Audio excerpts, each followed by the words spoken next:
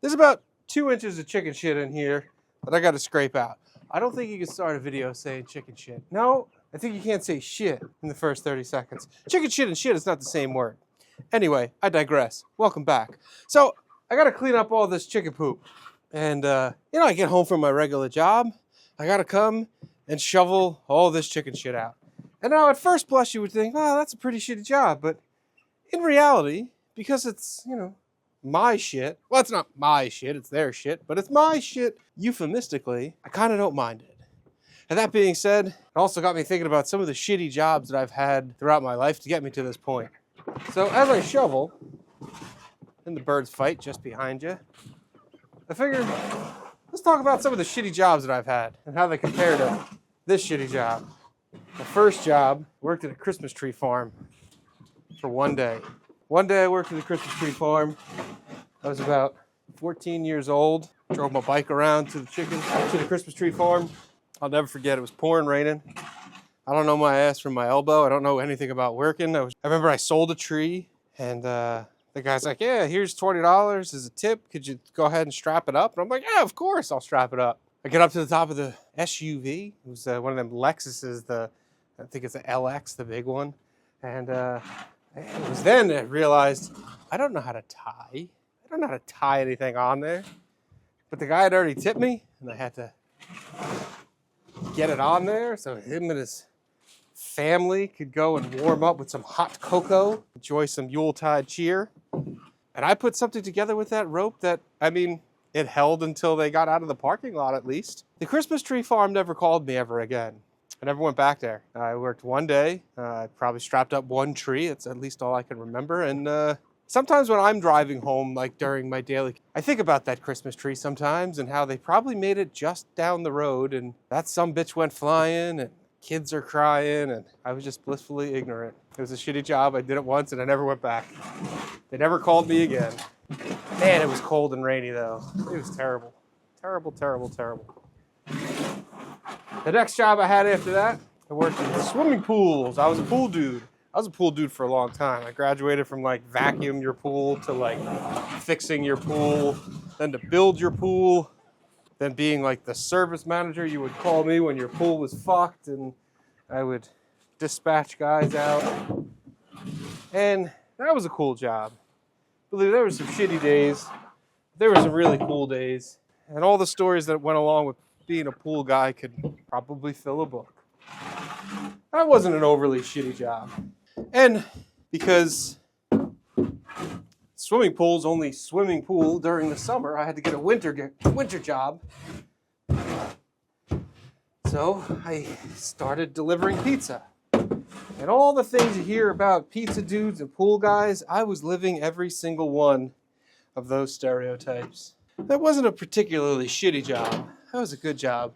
I always said if I hit the lottery, I'd go back to delivering pizza. This was what year was the blackout? 2002, 2003, somewhere in there. And I delivered pizza for years in the winter, and then sometimes at night after I got home from doing swimming pool business. And I remember there was one time where I got rolled.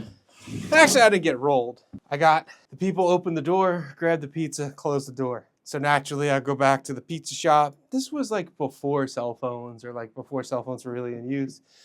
I go back and say, hey, these people didn't pay. So the owner wasn't playing games. She was a mean old bird. She was all right, though.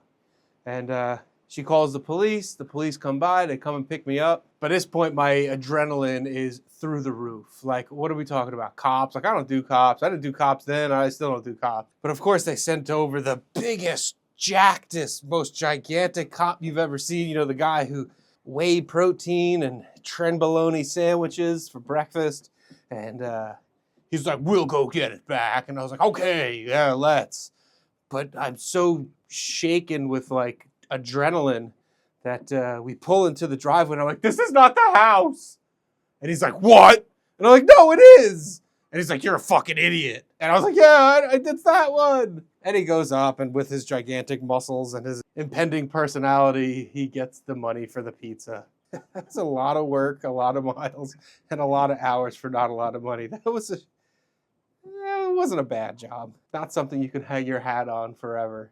People offering you beers, people offering you all sorts of drugs and weed and stuff. You know, you order pizza, sometimes it's on a good day. You order pizza, sometimes it's on a bad day. You just don't feel like cooking. You get all walks of life when you're a pizza dude. Wasn't a bad job. I smile thinking about it, so it must not have been that bad.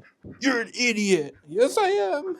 That's another shitty job I had. Ah, yes. I only do jobs that start with P. So by this point, I was trying to be a police officer. I was in school for a criminal justice degree. I was probably 19 or 20 years old. I never did become a cop, but I did get into printing. So far we're at pools, pizza, printing. And that was a good job. Printing's a good job. Kind of took it on the chin in 2008 and 2009 when like the whole world went out of business.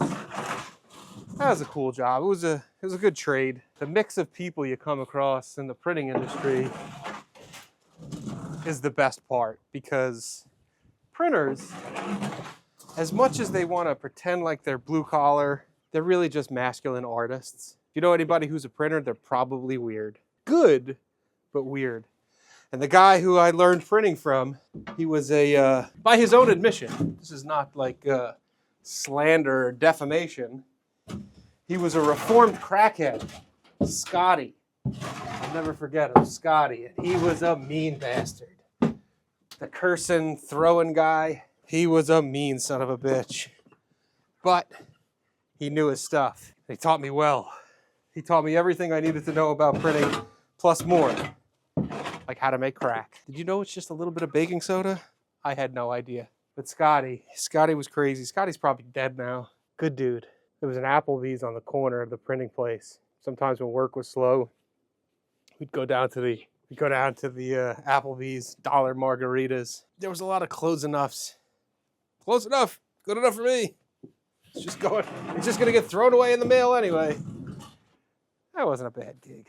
This is about all we got to get it, because what you saw earlier was only about 6 days worth of poop, so it doesn't have to be spotless. I'm just gonna throw some new chips down. Was it? I'm trying to remember. I remember I was in the one place when they hung Saddam Hussein. That's how I do things, like what job I had during national tragedies and whatnot. I was a pool guy during September 11th, and I was in college. I'll never forget, the guy gets on the loudspeaker like he was Hitler. He's like, attention. It was late. It was probably midnight. Attention, Saddam Hussein is dead. And everyone was like, all right, okay. R.I.P. Great Lion, but, at that time, apparently it was a big deal. I guess it still is a big deal. Then what other shitty jobs that I had? Oh yeah, so I did that from that year to that year, whatever it was. Then I joined the federal government. Had two options, came to me roughly on the same day. It was like a choice of shitty jobs. It was a wealth of shit. I got a phone call earlier in the morning. This was 2011 or so, and I got a phone call from the Department of Homeland Security. I don't mean this. That I had been accepted to join the TSA. Grabbing dicks in the airport for $15 an hour. But it was a federal gig. Printing world was kind of dying out. And I said, sure, I will see you when I see you. Send the emails over. Send the paperwork over. And wouldn't you know who won the pony? Like, I don't know. Ashley will correct me in the edit. But like 5 hours later, I get a phone call from the police department, the NYPD. And the NYPD calls and says, congratulations, can you come to the academy? You've been accepted as a police officer or a cadet. And I said, well, I would, but, the federal government called me. I joined the Department of Homeland Security and TSA, and the woman on the phone says, so you're withdrawing? And I said, well, no, I'd like to think about it. She said, I'll never forget it. She says, the federal government called you. You got a job with them. I said, yeah, but it's with the TSA. She goes, so you're withdrawing? I said, yes. So I'm withdrawing. I don't want to be a candidate. I don't want to be a cadet in the NYPD. And she said, well, good luck with your life. And I said, okay. So then I joined the TSA. And for what it's worth, we made the best of a shitty kind of job. Like I said, it was roughly $15 an hour. But we got some cool experiences. Ashley and I were together. We weren't married yet. And the cool thing about the TSAs, because it's such a turnover rate at the time. I don't know what it's like now. It was really easy to move airports. So I was living in Brooklyn, and I wanted to work at JFK, a quick, easy commute. Who doesn't want a quick, easy commute? And I got stationed at Newark, so I could drive back and forth to Jersey and tolls. So they had a kind of intranet site where you just go on and look for places that are accepting transfers. So we're on there, and there was one, and it was in St. Thomas, Virgin Islands, an American protectorate or American territory, and I can go grab dicks in an airport in a nice tropical island. And Ashley and I, we were together, but we weren't married yet, and we did that. I did that for a couple of years. We lived in the Caribbean, and it was a great place to live. And to quote Elton John, it's not a great place to raise a kid, but it was cool while we were there. That eventually turned shitty when we were actually living in town, what it was called, and there was this time where we had no running water for like 40 some odd days. People wonder why I'm a prepper now. You really shouldn't. Until you have to shower in the rain, or poke holes in jugs of 1 gallon water that you paid probably $5 for to take a shower, things get shitty quick, and it kind of changes your outlook on life. But we made the best of it. I mean, it was cool overall.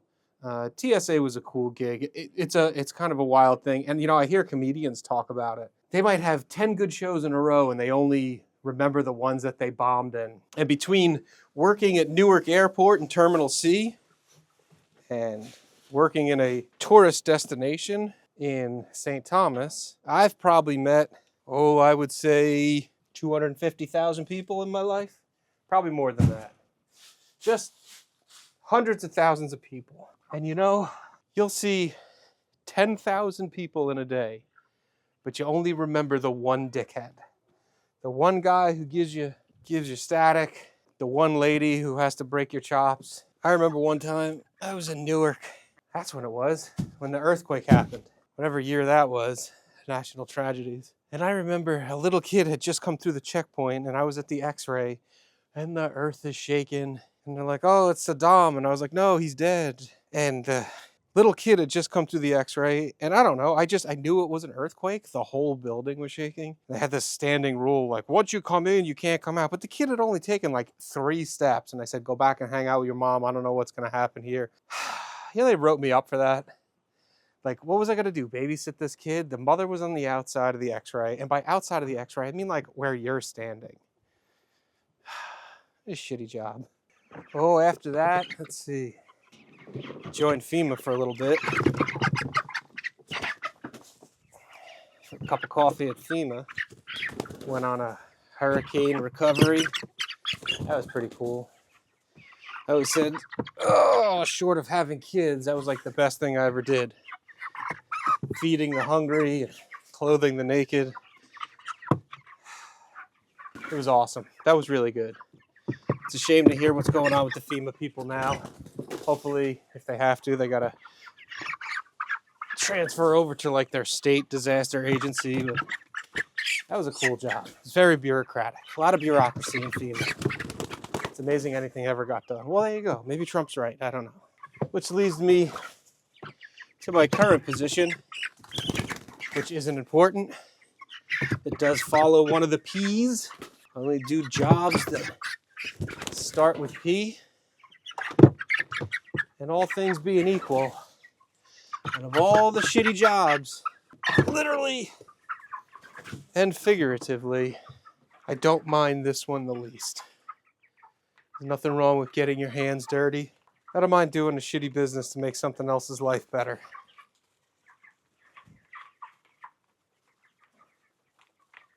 Beats an office job any day of the week. Guys, thanks so much for watching. Goodbye.